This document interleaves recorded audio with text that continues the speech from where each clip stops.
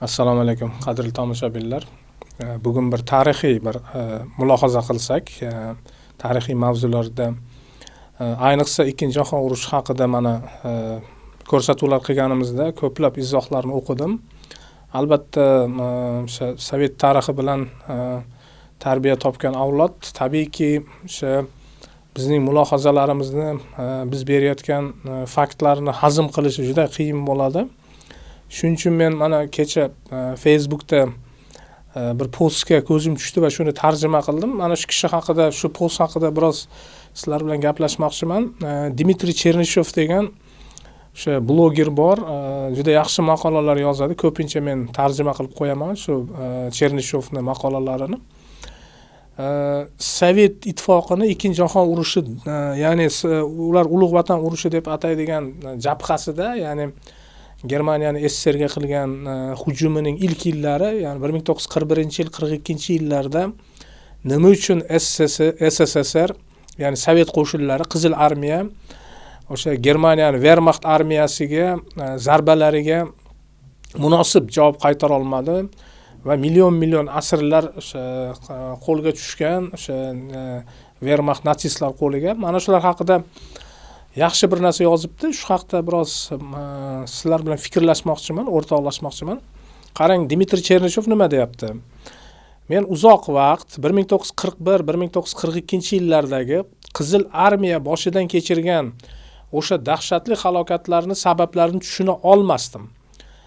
Xuddi Chernyshovda men ham ilgari tushunmasdim, qanday qilib shunday katta saltanat, 200 milliondan ko'p aholisi bor, juda katta industriyaga ega, qishloq xo'jaligi yerlariga ega, resurslar shu darajada katta mamlakat o'sha kichkinagina bir mayli u paytda Yevropani katta qismini bo'ysundirgan bo'lsa ham dosh bera olmadi. Dastlab shu juda ko'p janglarni boy berdi.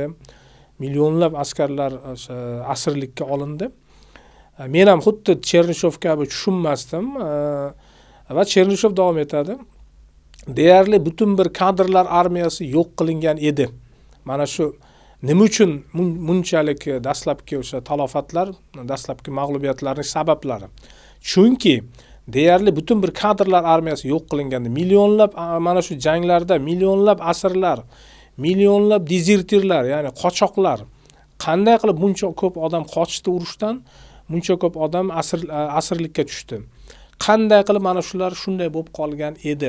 O'zi nimalar sodir bo'lgandi o'zi, deydi Dmitriy Chernyshov. Endi shu savollarga javob beradi. Biz ham shu mulohazalarga kirishamiz. SSRning katta urushga tayyor bo'lmaganligi va hujumning kutilmaganligi haqida tarixiy bahonalarga men hech qachon ishonmaganman. Rostdan ham mana bizni qulog'imizga quyib keladi.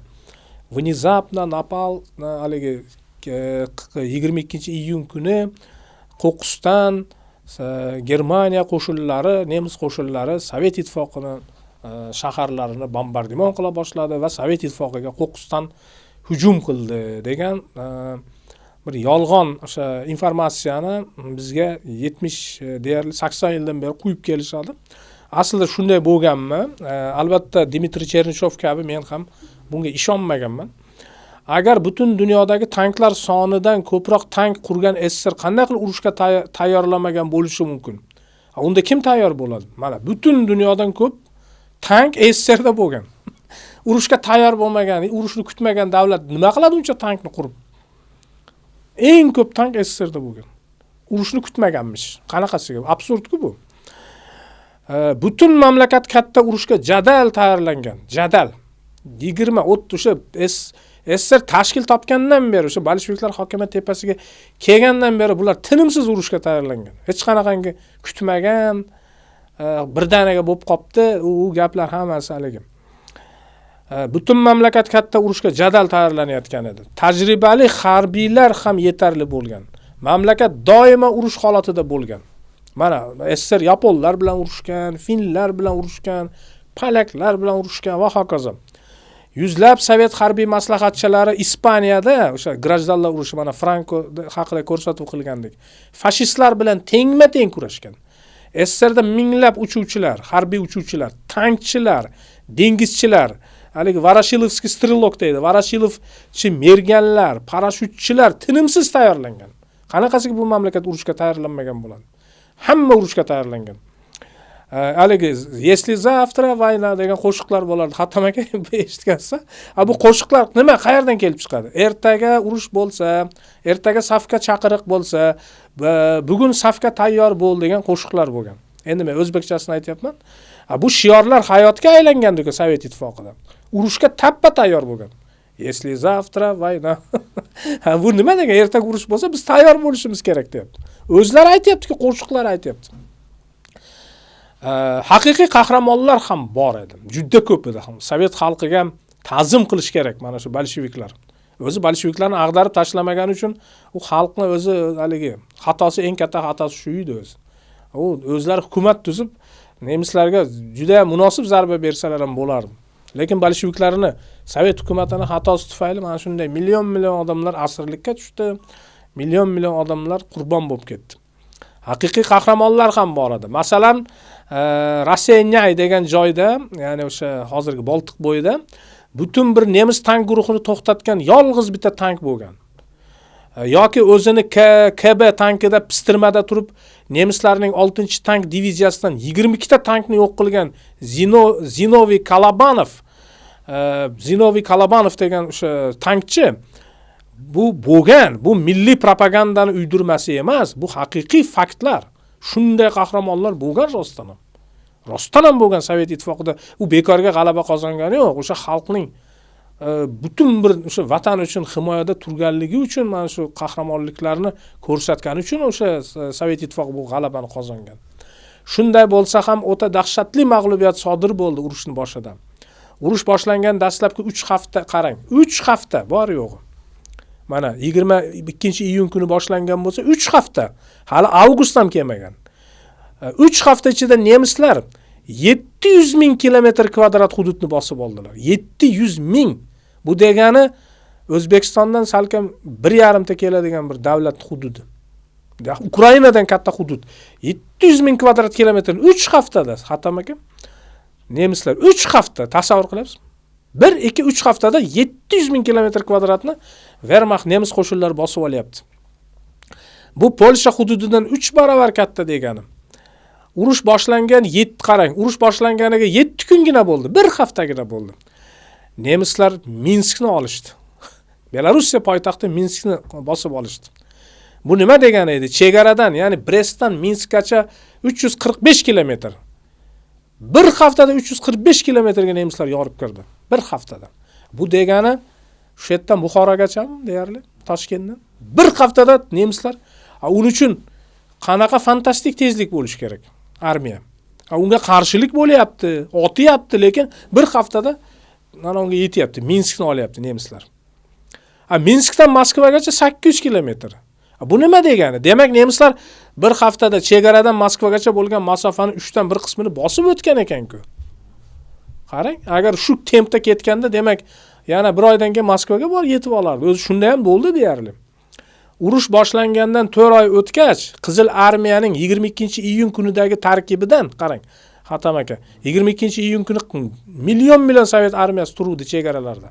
Million. U mana nemislar 4,5 million kishi bilan bostirib kirdi deyshadi, Wehrmacht. Endi faqat Germaniya emas, ittifoqchilari ham bor edi. Lekin Sovet qo'shinlari ham oz emas edi. Ular ham 3-4 million atrofida edi. U kam emas edi Sovet qo'shinlari ham. Normal, yetarli darajada qarshilik ko'rsatadigan qo'shinlar bor edi. 22-iyun kuni tarkibidan qarang. Bor yo'g'i 4 oy o'tdi. Mana iyul, avgust, sentyabr, oktyabr.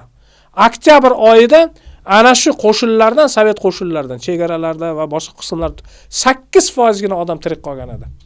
92% odam halok bo'lgan yoki asirlikka tushgan. Bu dahshat, bu fojia, katastrofa. Shu muddatda SSR 72% tankini yo'qotdi. Minglab tanklarini yo'qotdi, minglab. 34% harbiy samolyotlarini yo'qotdi. Yerda uchmasdan yo'qotib, portlab ketdi samolyotlar. Nemislar Luftwaffe shunday keldida, bombalab boyaga Sovetlar hatto ko'tarilishga ham ulgurmadi. Undan tashqari 56% o't ochish qurollari, 69% tankka qarshi to'plar, zambaraklar, 59% artilleriya qurollarini yo'qotgan edi Sovet armiyasi, Qizil armiya. Noyabrga kelib, nemislar bosib olgan hududlarda urushdan oldin mamlakat aholisining 40% yashagan. 40% hududni yo'qotdi. Ya'ni aholi yashaydigan 40% aholi yashaydigan hududlar nemislar qo'liga o'tib bo'lgan edi. Bu hududlarda 63% ko'mir, 58% po'lat, ya'ni po'lat, 60% alyuminiy ishlab chiqarilgan. Urushning dastlabki 4 oyida 2.285.000 sovet askar va ofitserlar asirga tushdi. Bu dahshat mana. Mana nemislar turibdi, ko'ryapsizmi? Nemis olib ketyapti mana xuddi haligi molni ana bozorga olib ketadi-ku. Mana shu million odam mana asirga tushdi. 2.285.000 soldat va ofitserlar nemislar tomonidan asirga olindi. Ular orasida o'nlab generallar, Atam aka. Oddiy emas, o'nlab generallar va hatto ikkita armiya qo'mondoni ham bor. Komandarm. U oddiy emas, komandant, salkam marshal bor ikkita. Sovet qo'shinlari dushmanga minglab tank va zambaraklarni bus-butun holda tashlab ketgan. Hatto jangga kirishga ulgurmagan shunday yoqilg'i topilmay shunday tashlab ketilgan. Nemislarga qariyb 10 mingta bus-butun tank va 16 mingta zambarakni shunday tashlab ketishdi. Ular nemislar qo'lga kiritishdi. Padarka. Chunki qarshilik qilishga ulgurmadi, o'rab olindi, qo'lga olindi va hokazo. Albatta nemislar o'sha vaqtda dunyodagi eng kuchli armiyaga ega edi. Tan olish kerak, Wehrmacht qudratli edi haqiqatan ham. Ular Fransiyani juda tez bosib olishgan, mana hamma aytadi. Daniyani bir kunda oldi, Gollandiyani bir necha haftada, Fransiyani 1,5 oyda va hokazo. Lekin gap faqat shunda emas. Ularning hududlari kichkina. Masalan, mana aytadi-da, Daniyani bir kunda oldi deydi. SSRda Daniyaga o'xshagan hududdan 5 tasini nemislar bir kunda olgan. Lekin uni aytishga jur'at yetmaydi sovetlarning. Qanaqa qilib Minskgacha bo'lgan joyni bir haftada olyapti. Nimaga Daniyani gapirasan? O'zingda ham undan ham katta hududlarni nemislar bir kun emas, yarim kunda olgan. Undan tashqari lekin gap bunda emas. Gap nemis tank va samolyotlarini sovetlarnikidan ancha sifatli, yaxshi bo'lganida ham emas. Bu ham noto'g'ri. Sifat darajasi ham nemislarniki sal balki sifatliroq bo'lgandir, lekin sovetlarniki ham juda sifatsiz bo'lmagan. Ular bolsheviklar uchun aslida haqiqat qayerda deyapti Xotam aka, Dmitriy Chernyshov. Aslida gap texnikada ham emas. Texnikamiz ham normal edi. Ko'pamidi hatto. Tanklarimiz nemislarnikidan kerak 2 barobar ko'p edi. Gitler hatto mana shu urush boshlangandan bir necha oydan keyin Finlandiyani rahbari Mannerheimni tug'ilgan kuniga boradi. Mannerheimga Gitler bitta gapni shunday aytgan, bu gaplar zapis turibdi. Internetga kirsalaring, YouTube'da bor. Gitler aytayapti, men Stalinda buncha tank ko'pligini bilganimda u yoqqa bostirib kirmas edim, deyapti. Men bilmasdim bunaqa ko'p tanki borligini. Tugamayapti tank Sovet ittifoqi. Haddan tashqari ko'p ishlab chiqargan. Lekin ishlata olmayapti. Chunki mana endi haqiqat qayerda edi? Haqiqat odamlarning katta qismi, askarlarimiz bolsheviklar uchun jang qilishni istamagan, xohlamagan. Ko'pchilik xohlamagan jang qilishni mana bu armiya uchun, mana bu davlat uchun. Bu davlat uchun emas, mana bu hukumat uchun. Stalinning zulmi mana shu ta'siri qarang. Tushuntirishga harakat qilamiz. Nega istamagan buncha odamlar? Ko'pchilik SSR davridagi hayotini haligi biz hammamiz mana Sovet davri desa haligi yoshi katta odamlarimiz haligini eslaydi-da. Aleksandrov degan nima rejissyor bo'lgan-ku. Sho'x shodon komediyalar ishlagan Sovet. Hamma qo'shiqlar aytib, gullar. SSR desa hamma haligi zo'r, bug'doylar. Biz o'sha orqali tasavvur qilardik. Qanday yaxshi Sovet yurtida, qanday yaxshi xalq sevgan odam bo'lish degan qo'shiqlar bo'lardi. Ammo bugungi kunda biz o'sha yillarda mamlakat bo'ylab hukm surgan qo'rquv muhitini, odamlar yashagan jonsiz qashshoqlikni tasavvur ham qila olmaymiz. Odamlar haddan tashqari qo'rquv iskanjasida edi. U hammasi pakazuxa ekranda, hamma kulyapti, lekin ichida qo'rquv va dahshat va tashqarida qashshoqlik. Dahshatli qashshoqlik. Faqat endi qarang. Ammo bugungi kunda biz o'sha yillarda mamlakat bo'ylab hukm surgan muhitni, odamlar yashagan jonsiz qashshoqlikni tasavvur ham qila olmaymiz. Faqat ba'zi qonunlarni biz eslab o'taylik. O'sha paytda qanday qonunlar bo'lgan? O'sha paytda 3 boshoq qonuni degan qonunni eshitgansiz. 3 boshoq. Ya'ni bug'doy 3 boshoq. 7-15 ukazni tikmoqchimisan, nachalnik deb kinolarda ham eshitgansiz. Aytadi-ku, nachalnik, 70 qo'chi shit. Shiyoshda deydi-ku. Menga 7-10 ni hali o'zingcha yopishtirmoqchimisan deydi haligilar. Kinolarda ko'rgan bo'lsangiz. Bu nimani? Nima? Bu qanaqa ukaz edi? Bu nimani bildirardi? Bu qachon qabul qilinganligini bilasizmi bu qonunni? Bu 1932-yildagi mana bu dahshatli ocharchilik. Galadomor payti. Ya'ni Galadomorning eng dahshatli davrida millionlab odamlar ochlikdan halok bo'layotgan paytda mana shu qonun, qaror qabul qilingan. Bu qonunga ko'ra jazo shunday bo'lgan. Kolxoz va kooperativ mulkini o'g'irlaganliging uchun oliy jazo, otuv va mol mulkingni musodara qilish bilan jazolangan. Mana Hatam aka, siz ochsiz, masalan, xudo ko'rsatmasin, dahshatli qashshoqlik, bolalaring och. Sen qayerda nima qilish va ozgina donni uyingga olib ketding, yashirib. Topib olsa seni otadi. Mana shu qaror shu. Boyagi 70. Da 70 qo'sh shit deydi-ku. Nachalnik. Senga 7-10 ni shunday yopishtirib seni otib tashlashadi. Agar o'sha nachalnikka yoqmay qolsang. Mana qanday dahshatli davrlar qarang. Undan eng yengil qarang. Qutulib qolgan mana oson qutulish. Agar otilib ketmasang, unda mana agar 10 yil qamoq olsang, bu sen yaxshi qutulib ketding degani. Qutulib otilmay qoldi. Yaxshi, normalni oldin. 10 yil. Agar 10 yilda tirik chiqsang, u qamoq, u dahshatli lagerlardan. U yoqda hali tirik chiqishing mavhum. Sibir o'rmonlar, daraxtlarda o'pkan chirib qon tuflab, Usmon Nosirlar qon tuflab o'lib ketdi-ku. Barcha mol mulkingni yana musodara qiladi. Sen qamalib ketganing bilan sen bu yoqda oilang ham halok bo'lishi mumkin. Butun mol mulkingni tortib oladi. Bolalaring bilmaymi, qayoqqa ketsa ketadi. Deddomga ketami, xotining nima bo'lsa bo'ladi. Uni ham agar qamab yorishmasa. Amnistiya qo'llanmasin degan yana nima ham chiqqan ekan shunga, o'shalarga. Amnistiya ham qo'llanmaydi. Urushgacha bu qonun 127.113 kishi sudlangan ekan mana shu qonun bo'yicha. 127.000 odam. Bu qancha taqdirlar, Hatamaga qancha odam degani bu.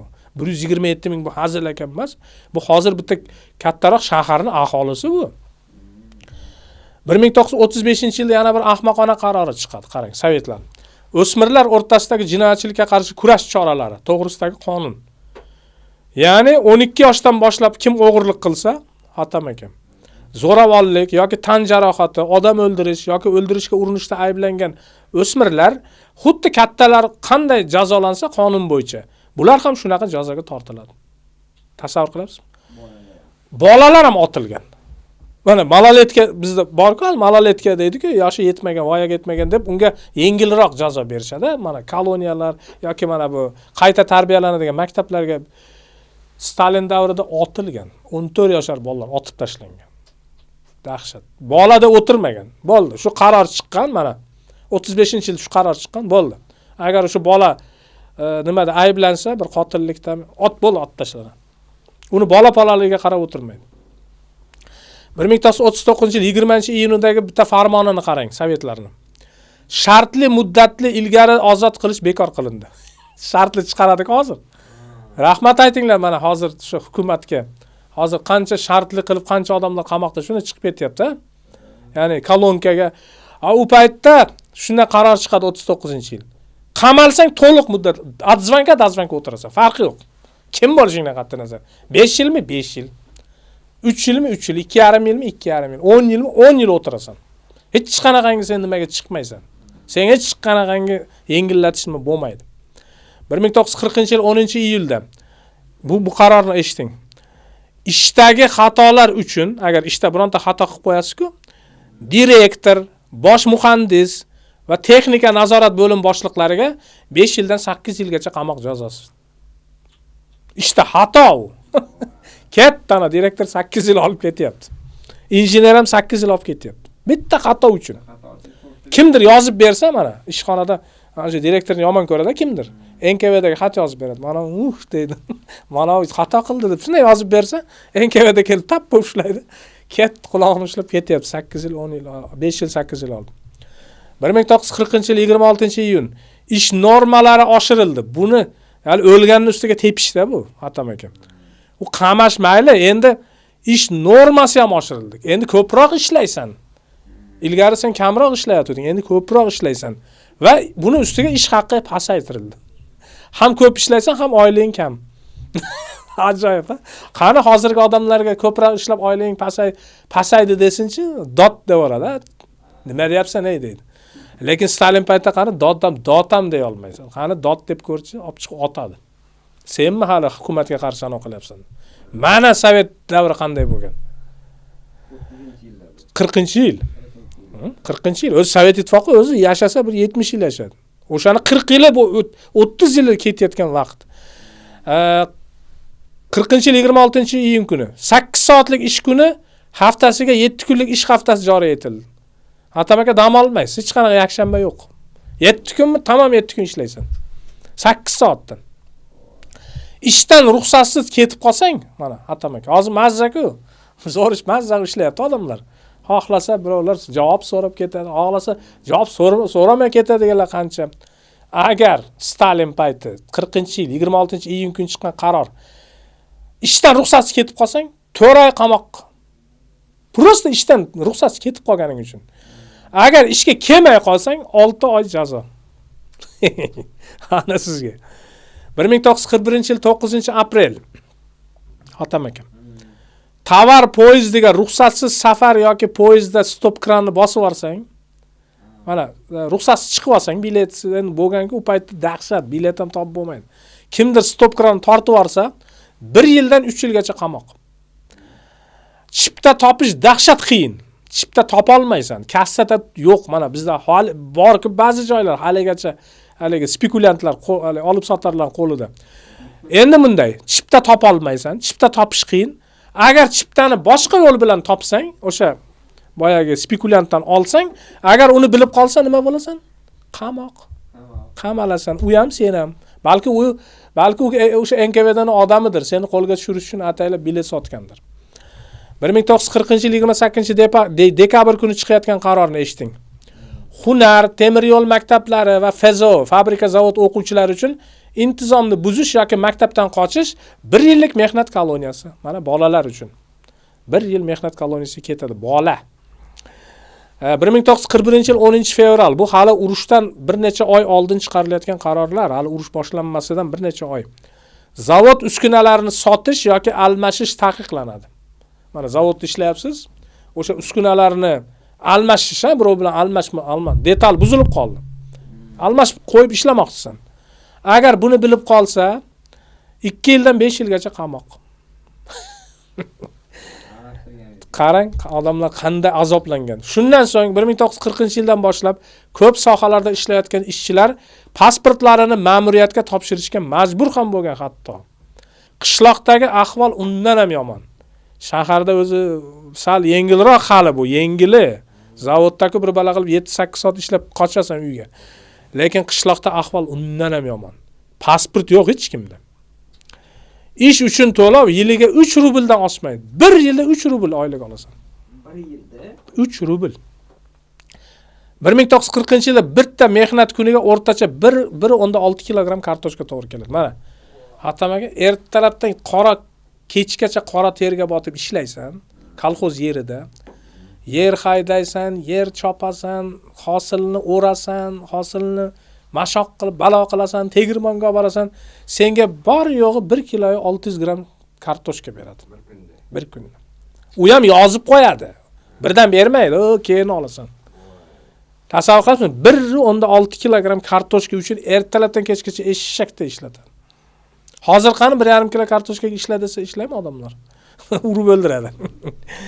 1939-yilda mehnat intizomini mustahkamlash uchun har bir mehnatga layoqatli kolxozchidan minimal mehnat kuni belgilab qo'yiladi. Shu talabni bajarmaganlar kolxozdan haydaladi. Shaxsiy tomorqadan mahrum qilinadi. 1940-yilda 7.7% kolxozchi kolxozdan chiqarib yuborilgan. Endi aytishingiz mumkin, ha chiqsa yaxshi emasmi, qutuladi mana shu azoblardan. Yo'q, endi o'lim. U qayerga boradi? Endi unga o'sha ham yo'q. Ilgariki 1,5 kilo kartochkaga ishlayotdi. Endi yo'q u ham. U endi mahkum, u ochlikdan o'lishi ham hech gap emas. Uni hali boshqa kolxoz oladimi, yo'qmi? Endi u har qanday yo'lga kirib ketish ehtimoli katta. Yana majburiy davlat obligatsiyalari ham bor. Hali davlat u shuncha ezgani yetmaganday yana obligatsiya beradi. Obligatsiyaligi bilasizku, zayomga o'xshaganda. Ular hech qachon to'lanmaydi. Senga beradi, lekin u davlat to'lamaydi. Davlat odamlarning pulini faqat o'g'irlaydi. O'sha Stalin faqat seni pulingni shilish. Har bir fuqaro yiliga 2-3 oylik maosh uchun teng mablag'ni ixtiyoriy ravishda davlatga qarz berish kerak edi. O'zi boyagi ozgina pulga ishlayapsan, shuni ham 3 oyini davlatga berasan boyagi obligatsiya uchun tekinga. U pul to'lanmaydi senga. Qanday dahshat, ha? Qarang. Yana nimamish? Bular tekin uy bergan, tekin meditsina bo'lgan. Bunaqa dahshatli ishlatgandan keyin beradi senga tekin. Uni ham nima pullik qismmi? Aslida u ham pullik bo'lgan aslida mana Stalin davrida. O'qish ham pullik bo'lgan aslida. Uni ko'pchilik bilmaydi. To'g'risi 1936-yilda davlat obligatsiyalari bo'lishi amalda default ham e'lon qilingan.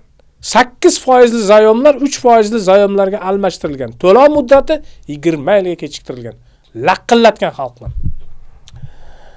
Yoki Torksin degan bir tashkilot bo'lgan. Torksin. Qarang. Bu savdo tizimi odamlarning oxirgi boyligini ham so'rib olgan.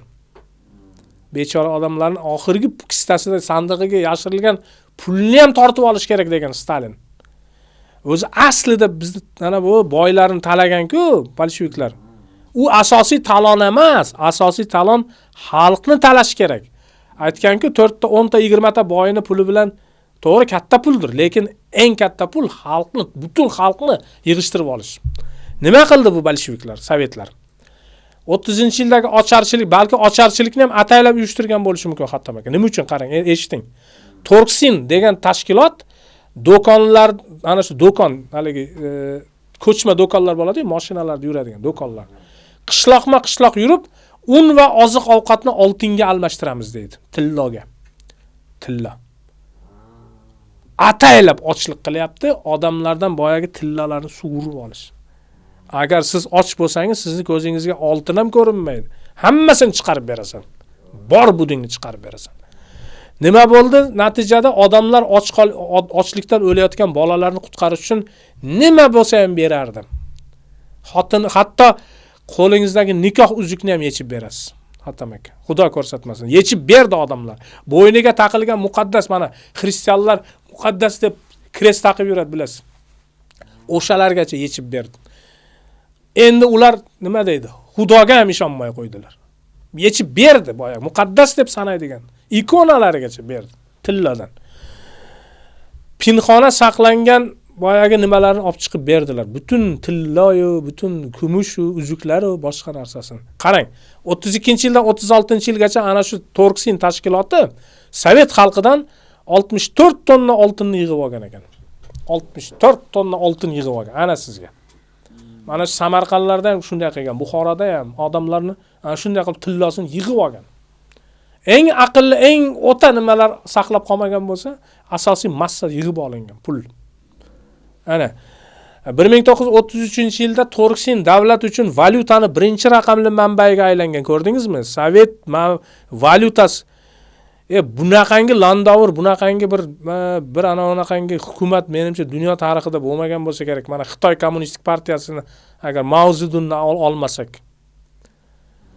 Hattomaga tasavvur qiling-da, sizni 10 gektarli yeringiz bor, uyingiz. 10 gektar. Shunday zo'r yeringiz. Nima eksangiz chiqadi. Siz och qolasizmi? Hech qachon och qolmaysiz. Bir narsa boyib ketasiz. Lekin shunaqangi bahaybat Sovet mamlakati, million gektar yerlari bor Sovet mamlakati, hosildor qora tuproq, hosildor yerlar, suv, mo'l-ko'l, chorva deysam, hamma narsa bor mamlakat qanaqasiga och qolishi mumkin, O'ylab o'yimga yeta olmayman. Buning uchun yo shunchalik ana u tepada o'tirganlar g'irt ahmoq yoki ablah bo'lish kerak, millionlab xalqni ochlikka tashlash uchun.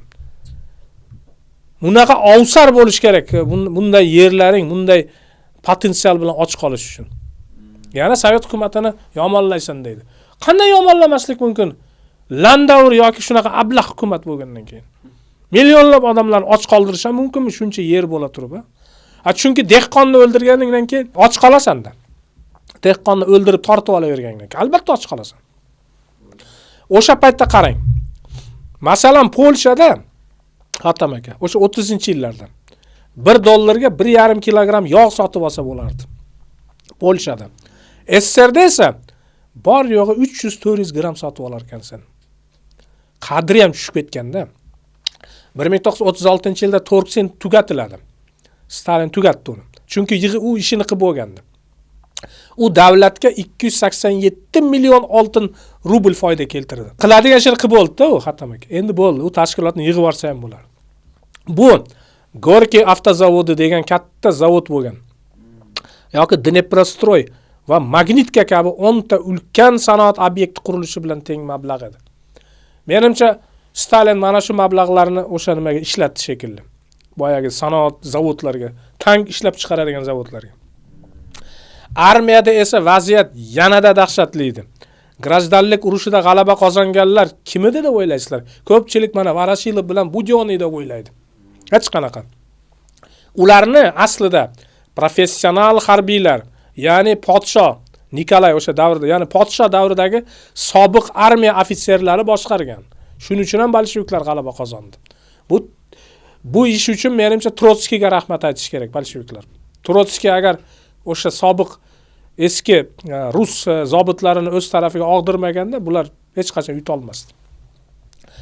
Endi bular nima qilyapti bolsheviklar?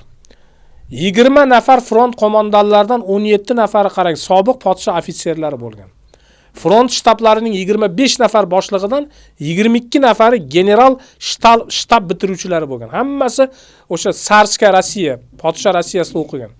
100 nafar armiya qo'mondonlaridan 82 nafari haqiqiy harbiy mutaxassis bo'lgan. Ilmiy nimada tahsil olgan. 1930 va 31-yillarda Bahor ishi deb atalgan kampaniyada deyarli barcha harbiy mutaxassislar qatag'on qilindi. Bular harbiy mutaxassislarni qatag'on qilishdi dastlab. Injenerlar, texnikani tushunadiganlarni. Keyin navbat butun armiya rahbariyatiga yetdi. Eng tepasiga yetib bordi. Tuxachevskiy ishi. O'zi 5 ta marshali bor edi. SSRda o'sha paytda. Mana qarang. Bular Budyonniy, Varashilov, Tuxachevskiy, Yegorov va Blyuxer. 5 ta marshal. Shundan 3 tasini yo'q qildi. 2 tasi qoldi. Varashilov bilan Budyonniy. U Stalinga yaqin bo'lganligi uchun. Tuxachevskiy va Yegorov otib tashlandi. Ana Blyuxer bechora esa Lefortovo qamoqxonasida qiynoq va azoblar bilan o'ldirildi. 15 ta komandarimdan, ya'ni armiya qo'mondonidan hammasi, 15 talasi, barchasi, 62 ta komkordan, ya'ni korpus komandiridan 58 tasi, 201 ta komdiv, ya'ni diviziya qo'mondonidan 122 tasi, 474 ta kombrik, brigada qo'mondonidan 201 tasi otib tashlandi. Qizil armiyaning 80% qo'mondon kadrlari yo'q qilingan edi urushgacha. Katta terror yillarida kamida 681.692 kishi otib tashlangan. Jami 1.372.382 kishi siyosiy sabablar bilan qamalgan. Ularning har biri ortida oilasi va do'stlari bo'lgan edi, afsuski. Chunki ularning oilasiga ham ta'sir qilgan, do'stlariga ham. Shunda holda qarang, nima uchun polyaklar, latishlar, litvaliklar va estonlar nima uchun bolsheviklar uchun jang qilish kerak? Ular hech qachon SSR tarkibida bo'lmagan-ku. Ularni majburan qo'shib oldi-ku 40-yilda. Sovetlar qo'shib oldi u yerlar. Nima uchun endi ular sovetlar uchun jang qilish kerak? Ular bosib olingan xalqlar edi. Kim bosib olgan davlat uchun xizmat qiladi? Biz ham aslida bizning bobolarimiz ham o'sha ular uchun bosib olgan davlat uchun aslida xizmat qilgan-ku. Ming afsuski. Ular ruslar ham shunday zolim hukumat uchun jang qilishni istamayotgan bir paytda nimaga endi Latish yoki Eston sovet davlati uchun jang qilish kerak? Shuning uchun ular ommaviy ravishda asirga tushishni boshlagan va dezertirlik qilishgan. Ularni ayblash kerak emas. Ular nima keragi bor Sovet ittifoqiga ular xizmat qilishni? Nima yaxshilik qilib qo'yibdi sovetlar ular uchun? Ammo finlar, mana Finlandiya haqida gapirganimizda, finlar mana o'z yurti uchun haqiqatan jang qilishni xohlagan edi. Kichkinagina Finlandiya bahaybat Sovet ittifoqini bekorga g'alaba yutgani yo'q. Bekorga Sovet bosqinini to'xtatgani yo'q finlar.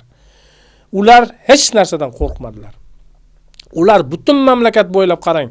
Butun Finlandiyada bor yo'g'i 32 ta tank bo'lgan. 32 tagina. Va 2 ta zirhli brana mashina, ya'ni brana mashinaga ega edilar. Qizil armiyada esa Finlandiya urushida front bo'ylab 2289 ta tank bo'lgan. Bu degani necha ming barobar katta nimadan Finlandiyadan. Top va zambarak va minomyotlar 5 barobar ko'p bo'lgan finlandlardan. Samolyotlar 9 barobar ko'p bo'lgan Sovet qo'shinlaridan. Shunday bo'lsa-da Qizil armiya kichkinagina fin armiyasiga mag'lub bo'lgandik-ku. Demak, hamma narsani hal qiladigan bu odamlar ekan. Tanklar, texnika, bu faqat temir bo'lagi xolos. Buni keyinchalik mana Vyetnamda ham, Afg'on urushida ham isbotlab berdi o'sha mana shu jafokash boyagi qahramon xalqlar. Demak, gap faqat texnikada emas. Demak, o'sha xalqning birdamligida, xalqning jasoratida ekan. Xayr, salomat bo'linglar.